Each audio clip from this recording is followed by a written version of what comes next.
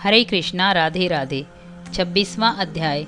नारद जी ने कहा, देवगणों के ऐसे वचन सुनकर धर्मदत्त ने कहा, सब मनुष्य भगवान विष्णु की प्रसन्नता के लिए विधिवत आराधना, यज्ञ, दान, व्रत, तीर्थ तथा तपस्या आदि करते हैं, किंतु कोई ऐसा सरल उपाय बताइए कि जिसके करने से इन सब का फल प्राप्त हो। गणों ने कहा, हे द्विजश्रेष्ठ, आपका प्रश्न बड़ा श्रेष्ठ है। हम आपको भगवान विष्णु को शीघ्र प्रसन्न करने का उपाय बताते हैं। हम इतिहास सहित प्राचीन वृत्तांत सुनाते हैं, सावधानी से सुनो। प्राचीन काल में कांचीपुरी में चोल नामक चक्रवर्ती राजा राज्य करता था। उसी के नाम से उसके देश का नाम भी चोल ही प्रसिद्ध था। राजा चोल के राज्य में कोई भी प्राणी दरिद्र, दुखी, पापी व रोगी नहीं था। यह सब राजा के यज्ञ करने का प्रभाव था। ताम्रपर्णी नदी के दोनों किनारों पर सोने के यज्ञ स्तंभ सुशोभित थे। हे द्विजवर, एक दिन वह राजा भगवान विष्णु के पास गया। भगवान उस समय शेष शैया पर योग निद्रावश सो रहे थे। राजा ने उनकी मणियों, मोतियों और स्वर्ण के दिव्य फलों फूलों द्वारा पूजा की।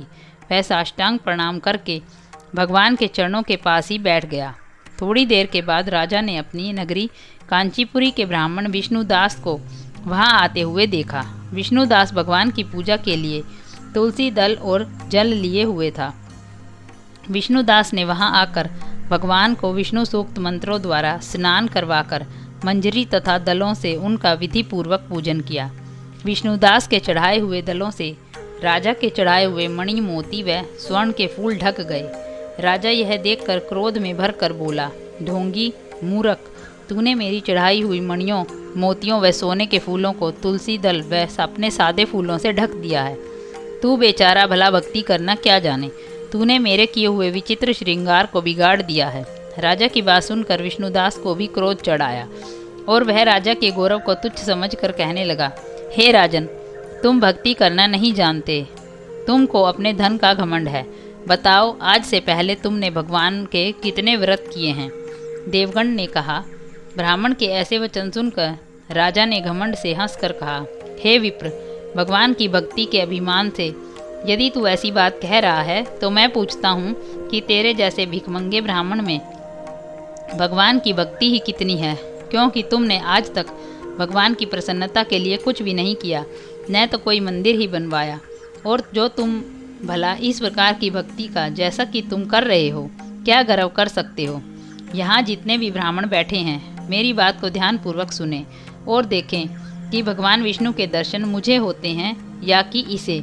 इसके बाद दोनों की भक्ति इसके संबंध में आप लोग जान ही लेंगे। देवगण ने कहा। ऐसा कहकर राजा अपने महल में चला गया और वहां जाकर उसने अपने पुरोहित मुदगल को आचार्य बनाकर विष्णु यज्ञ आरंभ किया। उसने उस यज्ञ में अनेकों ऋषियों, महर्षियों और ऋषियों को बुलाया। उनको बहुत सा अनाज और नकदी आदि दक्षिणा दी।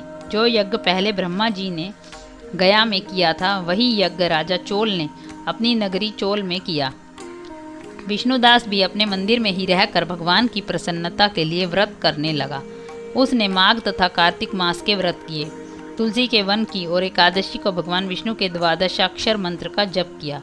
वह भगवान को प्रसन्न करने के लिए गीत गाता रहा। वह नृत्य करता रहा, नित्य प्रतिव्रत करता, भूमि पर सोता, हर समय भगवान विष्णु का स्मरण करता और सब प्राणियों में समदृष्टि से भगवान को ही देखता।